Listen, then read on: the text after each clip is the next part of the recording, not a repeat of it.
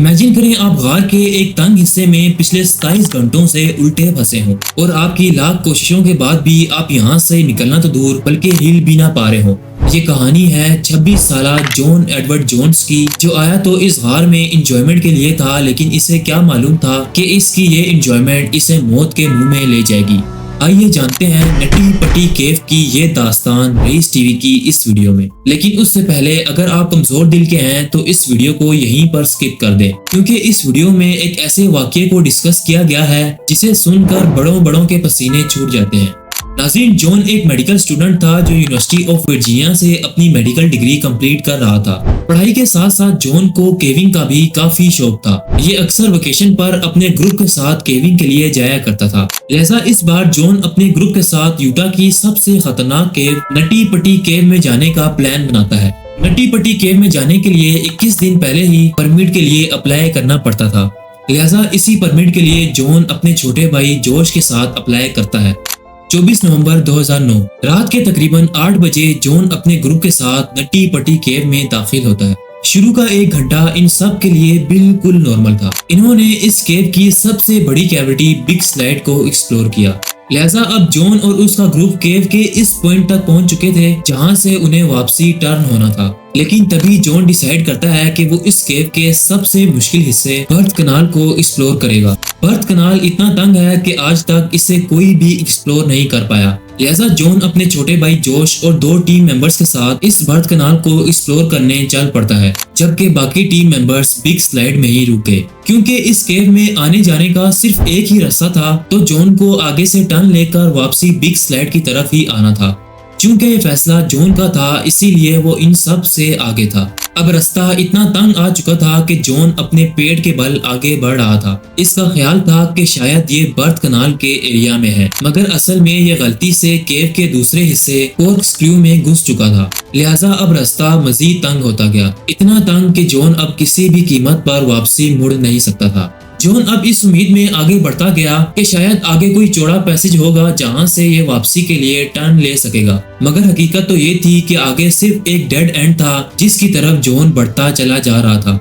आगे जॉन को एक जगह नीचे की तरफ मुड़ती हुई दिखाई दी। इसे लगा कि शायद यहाँ से ये वापसी के लिए मुड़ जाएगा, मगर बदकिस्मती से जॉन स्लिप होकर इस 10 बाय 18 इंच की जगह में बुरी तरह से फंस चुका था। इतनी बुरी तरह कि जॉन ना तो अपनी बॉडी हिला पा रहा था और ना ही अपने हाथ।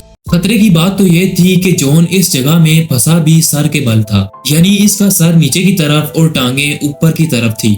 जॉन ने यहाँ से निकलने की काफी कोशिश की, मगर वो निकलना तो दूर बल्कि सही से हिल भी नहीं पा रहा था। लिहाजा अब जॉन ने अपने छोटे भाई जोश को आवाज देना शुरू कर दी। थोड़ी देर बाद जब जोश वहाँ पहुंचा तो उसे सिर्फ जॉन की टांगे दिखाई दे रही थी।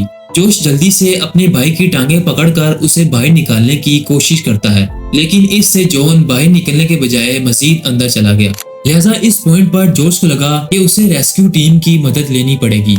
लेकिन यहाँ पर मसला ये था कि सरफेस से 700 फीट नीचे होने की वजह से मोबाइल सिग्नल भी नहीं थे। लिहाजा जोश को 911 पर कॉल करने के लिए बाहर आना पड़ा। कॉल करने के करीब 3 घंटे बाद पहली रेस्क्यू टीम जोश की बताई हुई जगह पर पहुंच गई। लिहाजा जॉन को रेस्क्यू करने के लिए सूजी मुतोला नामी एक फीमेल प्रोफेशनल को केव के अंदर भेजा गया। इन्होंने जॉन को निकालने के लिए 2 घंटों तक भरपूर कोशिश की। बात यहाँ तक बढ़ चुकी थी कि सूजी ने जॉन की जीन्स तक काट दी थी, इस उम्मीद में कि शायद जॉन को बाहर निकलने के लिए थोड़ी और जगह मिल जाएगी। मगर सूजी की लाख कोशिशों के बाद भी जॉन अपनी जगह से टस से मस ना हुआ। लिहाजा अब सूजी तंग आकर वापसी बाहर आ गई। केव के बाहर अब रेस्क्यू टीम के साथ साथ एक मेडिकल टीम और जॉन की बीवी और बेटी भी पहुंच चुकी थी।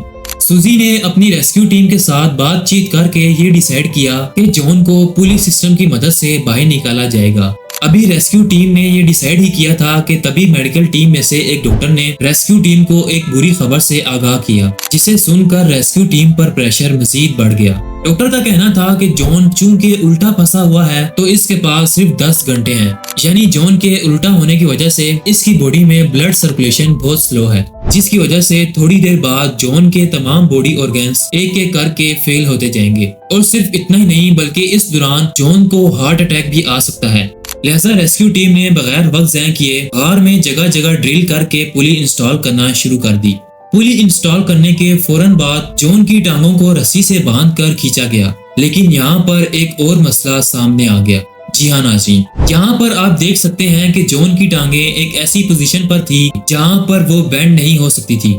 लिहाजा जब भी रस्सी को खींचा जाता तो जॉन के पैर गार की छत से टकरा जाते। मगर फिर बड़ी मुश्किल से जॉन को काफी हद तक बाहर निकाल लिया गया। लेकिन फिर बदकिस्मती से ऐन मौके पर एक पुली अपनी जगह से निकल आई और अब जॉन वापसी उसी पोजीशन पर चला गया जहाँ पर वो पिछले एक दिन से फंसा हुआ था।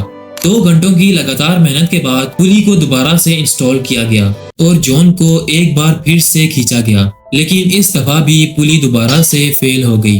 ठीक यही पॉइंट था जहां पर जॉन ने हिलना जुलना बंद कर दिया और ना ही वो रेस्क्यू वर्कर की किसी बात का जवाब दे रहा था।